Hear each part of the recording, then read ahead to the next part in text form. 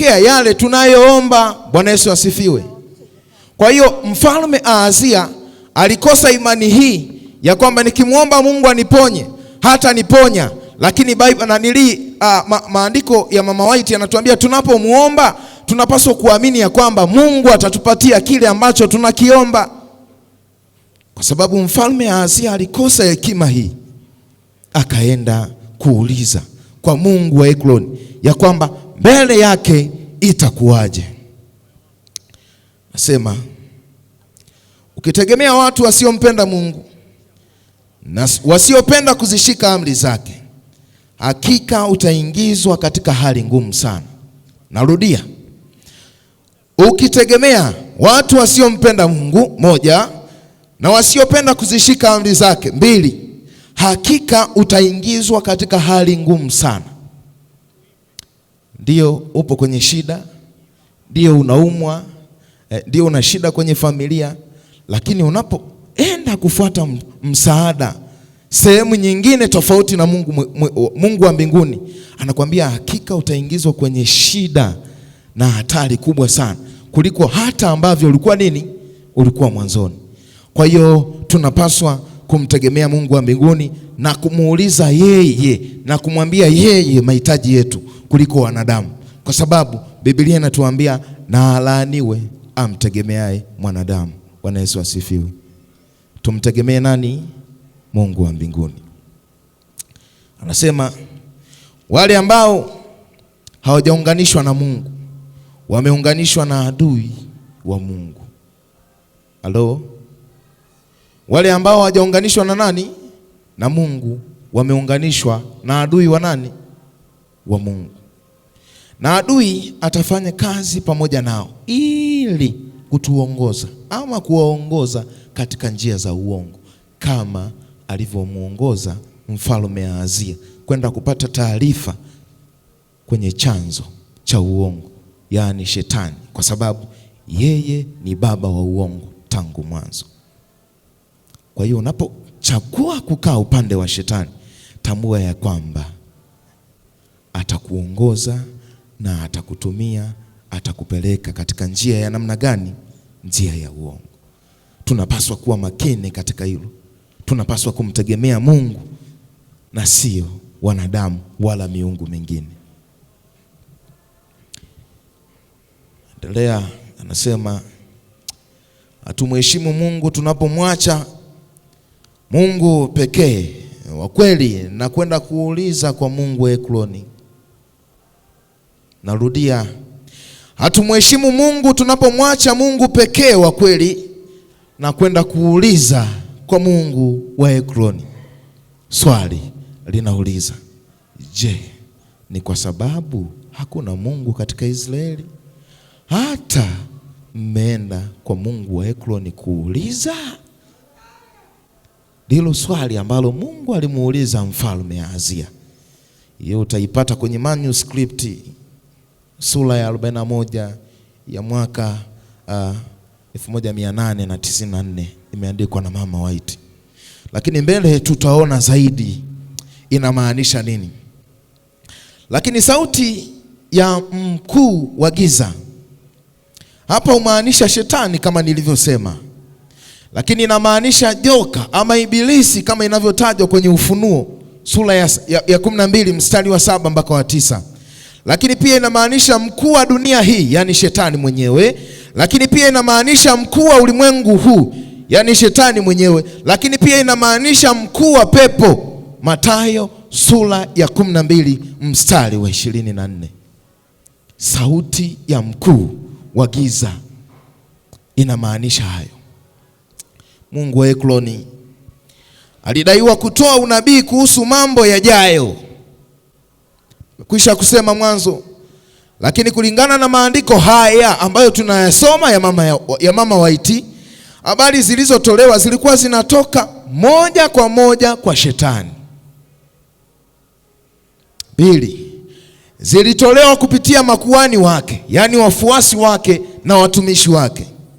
Na tatu, zilikuwa ni udanganyifu wa kiroho, kama ambavyo tunakumbana na udanganyifu mkubwa sana wa kiroho leo kupitia mitume Makristo na manabii wa uongo. Hata kanisani kuna watu wanaleta udanganyifu wa kiroho.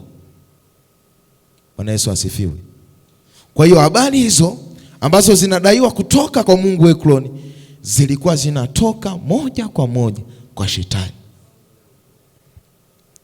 Biblia inatoa onyo. Kitabu cha Mambo ya Walawi sura ya 19.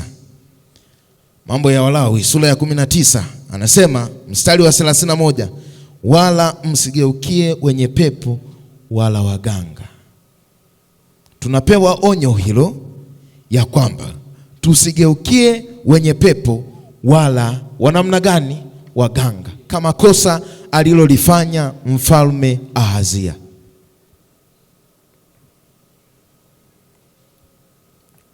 Utaumwa kwa muda ndio, utapita kwenye magumu ndio, lakini usijaribu kugeukia upande mwingine nje na Yesu Kristo kupata msaada. Endelea.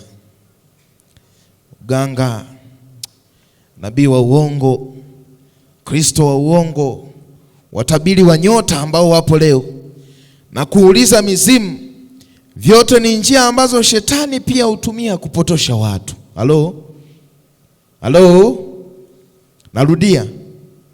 Uganga, nabii wa uongo, watabiri wa nyota, kuuliza mizimu, vyote ni njia ambazo shetani hutumia pia kupotosha watu wa Mungu. Ndio maana leo kuna mabango mengi na matangazo mengi yanayohusu waganga wa jadi na wa kienyeji, ya kwamba kuna pete ya biashara, kuna mvuto wa mapenzi, kuna kumrudisha mume na vitu vingi. Tunasafisha nyota iliyochafuka. Ipo, unapaswa kutambua zote hizo ni njia ambazo shetani anazitumia kuwapotosha watu wa Mungu na watu wote ambao tunaishi katika ulimwengu wa sasa. Kwa hiyo tunapaswa kuwa makini. Katika kitabu cha Wafalme wa Pili sura ya 1, Mfalme Ahazia alianguka akaugua. Badala ya kwenda kumuuliza Mungu, alituma wajumbe kwa Mungu wa Ekroni. Maana yake ni nini?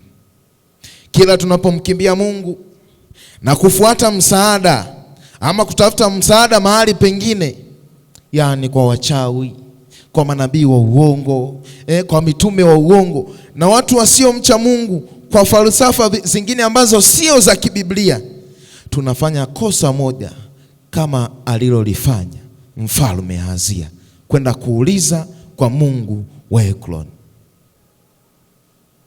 Yani unapofanya kinyume na mapenzi ya Mungu, unafanya kosa moja kama kosa alilolifanya Ahazia, mfalme wa Israeli aliyetawala Samaria, kuwatuma wajumbe wake kwenda kuuliza kwa Mungu wa Ekroni, yani Baal-Zebub.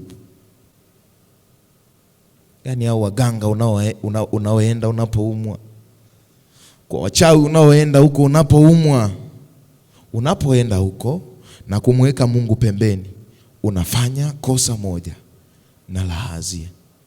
Na nimesoma hapo nyuma ya kwamba utakuwa katika hali ya hatari kuliko hapo zamani, na utaikwamisha kazi ya Mungu, kwa sababu hao unakwenda kuwahubiria, lakini hao unashiriki katika mambo ya kidunia na ya kishetani yasiyompendeza Mungu. Kwa hiyo inakwamisha kazi ya nani? Kazi ya Mungu wa mbinguni. Tuwe makini katika hilo. Onyo la kiroho. Naposoma kitabu cha Mathayo sura ya 12 mstari wa 30. Mathayo 12 mstari wa 30 anasema, asiye pamoja nami yu kinyume nami. Usipokaa upande wa Mungu, upo upande wa shetani. Ni kana kwamba upo kinyume na Mungu wa mbinguni. Chagua kwa upande wa Kristo. Bwana Yesu asifiwe. Chagua kumshirikisha Kristo mambo yako yote kuliko kuwashirikisha wanadamu. usije ukafanya kosa kama alilolifanya mfalme Ahazia la kwenda kwa Mungu wa Ekroni. Kabisa usije ukasubutu, kwa sababu utaingia kwenye shida kubwa na hatari kubwa sana kuliko hata ulivyokuwa nayo mwanzo. Mimi nina bibi yangu, kipindi ambacho wanaanza kuibuka sana manabii wa uongo, kwa na shida ya miguu. Alienda huko, lakini hali yake ni mbaya sana kuliko hata ilivyokuwa mwanzo. Mwanzo alikuwa anaweza kutembea vizuri, lakini sasa hivi hawezi kabisa kutembea vizuri, kwa sababu alienda kwa manabii wa uongo akiamini ya kwamba wametumwa na Mungu. Lakini kaachwa katika hali ngumu sana mpaka leo. Miaka 10 sasa imeisha, anaugua ugonjwa mmoja na hali inazidi kuwa mbaya sana mpaka leo. Unapoenda nje na chanzo cha Mungu wa mbinguni, hali yako inakuwa mbaya zaidi. Kuna watu walikuwa na unafuu, lakini walipoenda kwa waganga hali yao ilikuwa mbaya. Walipoenda kwa mitume wa uongo hali yao ilikuwa mbaya. Walipoenda kwa wachawi hali yao ilikuwa mbaya, na wanazidi kudidimia na kushuka sana kiroho. Hakuna eneo la katikati. Unapaswa kujua, usipokuwa upande wa Mungu huwezi ukawa katikati. Yaani kwa Mungu nipo, kwa shetani nipo. Tambua ya kwamba usipokuwa upande wa Mungu basi upo kwa shetani. Kuna pambano kati ya Kristo na shetani. Kila ushauri ama uchaguzi una chanzo na upande wake, ama kwa Mungu au kwa shetani. Inawezekana ikawa na kwa Kristo au kwa shetani. Chagua kuwa upande wa Mungu. Usifuate njia ya Ekroni ambaye alifuata njia ya baba. Usifuate njia ya Ahazia ambaye alifuata njia ya baba yake Ahabu, waliofuata njia za Yehoshafati na wengine wengi waliotenda maovu. Usizifuate hizo. Kaa upande wa Mungu wa mbinguni. Halo? Kaa upande wa nani? Napoelekea mwishoni, kama kiongozi, ndio kuna viongozi wapo hapa na wazee wa kanisa, tuna wachungaji, tuna mashemasi wapo hapa. Jambo la kwanza unalopaswa kulifahamu, usifanye maamuzi makubwa wala madogo bila kumshirikisha Mungu. Halo? Usifanye maamuzi makubwa wala madogo bila kumshirikisha nani? Ahazia alikosea hapa. Maamuzi madogo sana yaliyagharimu maisha yake. 2, usitafute ushauri kwa watu wasiomcha Mungu. Ahazia alienda kuuliza kwa Mungu wa Ekroni, na adhabu yake ilikuwa ni kifo. Hakuweza kupona ugonjwa wake. Na kabla hajafika kabisa kwa Mungu wa Ekroni, wajumbe wake kabla hajafika, Mungu alimtumia malaika wake akamwambia Elia Mtishibi akapeleke habari hiyo ya kwamba hatashuka katika kitanda chake na hakika atakufa. Naona mfalme Ahazia alituma akida pamoja na askari 50 kwa mara ya kwanza kwenda kumleta Elia Mtishibi. Wakalambwa na moto uliotoka mbinguni. Mfalme Ahazia tena akatuma akida pamoja na askari 50 tena, wakaliwa na moto. Akatumwa mara ya 3. Alituma mara ya 3 akida tena pamoja na watu 50. Hawa ndio waliosalimika miguuni pa nani? Pa Mungu. Na malaika akamwambia Elia Mtishibi ya kwamba usiogope, na alimruhusu kuweza kuongozana nao na kufika mpaka kwa mfalme Ahazia. Lakini neno lilikuwa ni moja: Mungu wetu sio kigeugeu, hakika utakufa. Bwana Yesu asifiwe. Hakika utafanyeje? Na Ahazia kweli, mwishoni unaposoma sura hii ina mistari 18 tu. Unaposoma sura hii